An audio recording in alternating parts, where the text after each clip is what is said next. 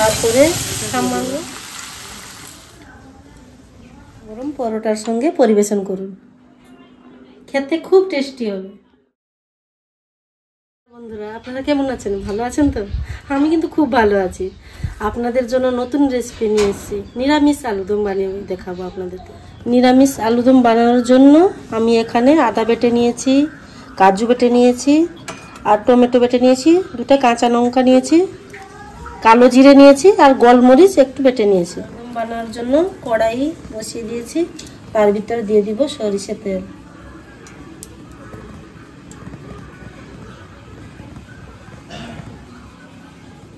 গরম হয়ে গেছে, তার ভিতরে দিয়ে দিব কালো জিরে, তাতে দিয়ে দিব 2টা কাঁচা লঙ্কা, গোলমরিচ বেটে রেখেছিলাম তাতে দিয়ে দিব,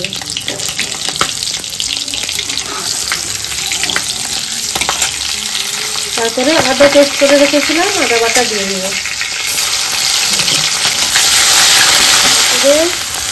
নাড়িয়ে নাড়িয়ে তারপরে দিয়ে দিব টমেটো পেস্ট করে,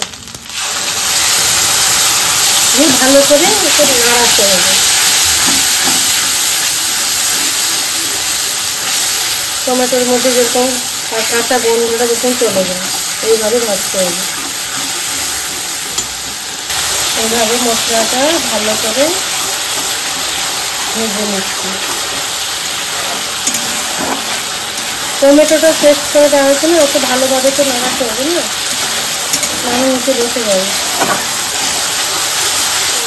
ছাড়িয়ে দিয়েছে দেখুন মশলাটাকে, দেখেছেন? তারপরে দিব 1 চামচ হলুদ গুঁড়া,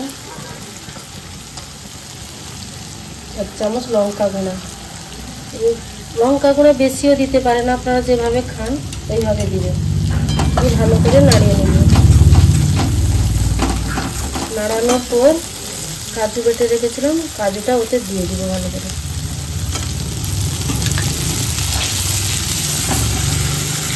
তারপরে সামান্য একটু জল দিয়ে দিব, যাতে মশলাটা নিচে না লেগে যায়। তারপরে একটু ঢাকনা দিয়ে দিব।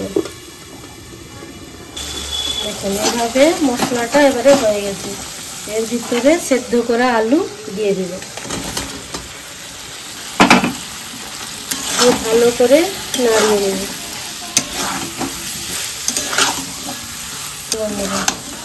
এইভাবে ভালো করে ওপাশ ওপাশ নেড়ে নেব।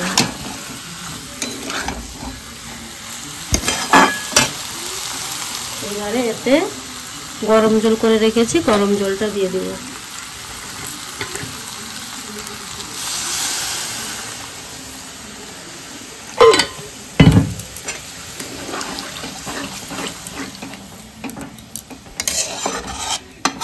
পরিমাণ মতো নুন দিয়ে দেব, নুন দিয়ে ঢাকনা দিয়ে দিব 5 মিনিটের জন্য। ঢাকনা খুলে দেখুন এভাবে রান্না হয়ে গেছে। এভাবে হয়ে গেছে, এর উপরে ছড়িয়ে দিব ধনেপাতা কুচি, তারপরে গরম মশলা,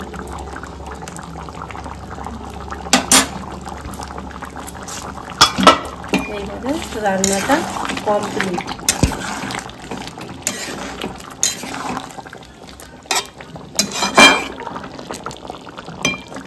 এইভাবে নিরামিষ আলুদম গরম গরম পরোটার সঙ্গে পরিবেশন করুন, খেতে খুব টেস্টি হবে। আপনাদের যদি এই রেসিপিটা ভালো লেগে থাকে আপনারা লাইক, কমেন্ট, শেয়ার, ফলো করে দিবেন।